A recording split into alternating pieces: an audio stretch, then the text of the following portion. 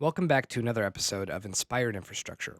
I live in Minnesota where it's been a very cold January, so I decided to head even further north to a place that's very likely colder than here and check out Bragaw Street in Anchorage, Alaska.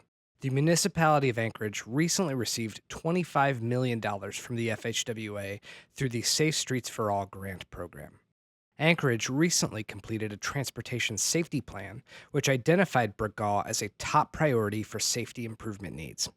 Over a 5 year study period, there were 17 fatal or severe injury crashes along the 1.5 mile corridor. And after looking at this street, it's not terribly surprising. Bragaw looks like your everyday strode, or street road hybrid, which is trying to accomplish a dual purpose of being a place of destinations, but also trying to move a lot of vehicles at a high speed. This is a very common transportation theme in urban and suburban America, and one that often leads to safety issues due to the conflicting needs of high vehicle throughput, go, go, go, but also places where people want to go to school or see a movie or head to a restaurant. With Bragaw Street specifically, it's a 4 and sometimes 6 lane road with schools, restaurants, a Costco, other warehouses, auto shops, plus some single and multifamily residential areas.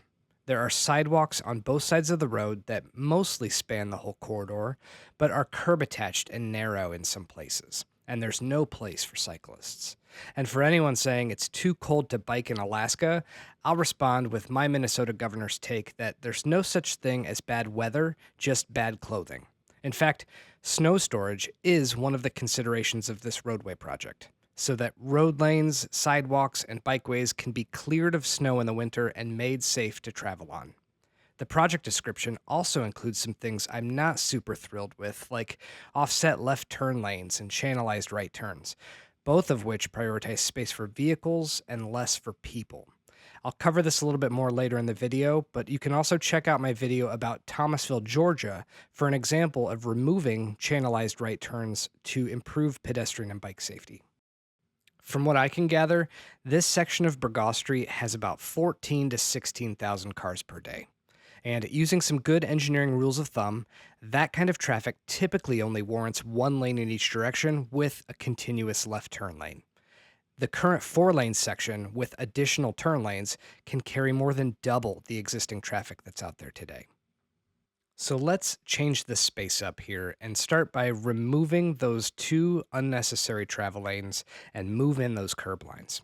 For one, this is going to make crosswalks a lot shorter at intersections, but it's also going to give me some opportunities to improve walkways and add in some safe bikeways on this typical section. And for this kind of an environment and climate, I'm guessing that a shared use path is going to be sufficient for the needs of people walking and biking. Consolidating a bikeway and a sidewalk can be appropriate with fewer pedestrians and cyclists, and it also has some benefits for winter maintenance.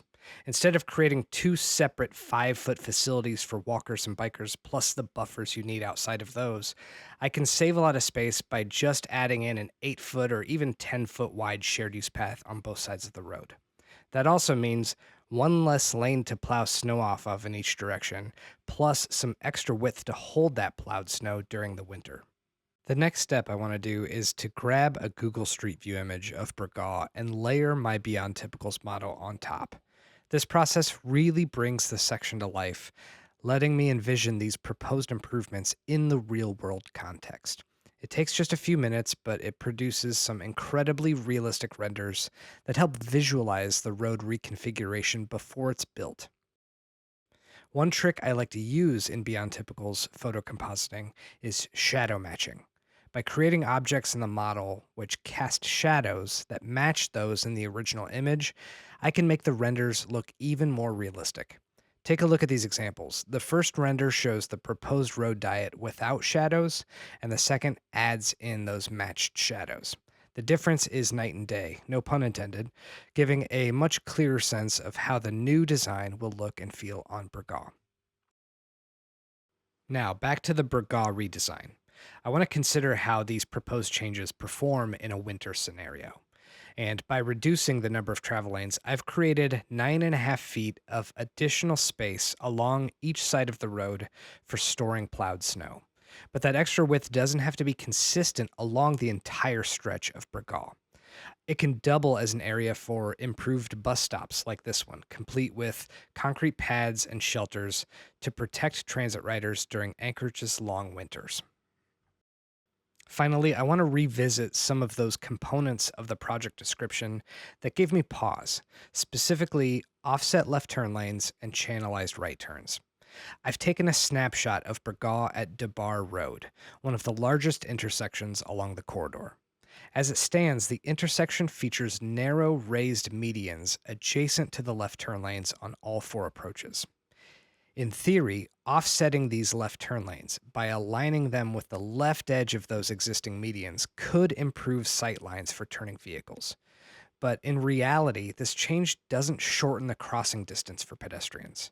The road would remain just as wide as it is today, and we're simply moving the medians to the right of the left turn lane, which offer little to no safety improvement for the people walking. What's even more concerning are those channelized right turn lanes. These designs prioritize vehicular movement, making it easier for cars that are approaching the intersection to turn at higher speeds. While they may include small refuge islands for pedestrians, which can sort of shorten crossings, this configuration sometimes gives the right of way to the turning vehicles, forcing pedestrians to yield to them. To make matters worse, adding these islands usually requires pushing the curb lines out, making the intersection even larger and more car focused. The design work here is just getting started, but in my opinion, the best way to improve safety on stroads like Bragaw is to make them feel less comfortable for drivers. This means eliminating extra lanes, narrowing curb lines, and reducing speed as much as you can. By prioritizing people over vehicles, we can create streets and intersections that are safer, more accessible, and better for everyone who uses them. I'd love to hear your thoughts on Bragaw Street, so leave a comment and consider liking, subscribing, and sharing this video with others interested in inspired infrastructure. Thanks for watching.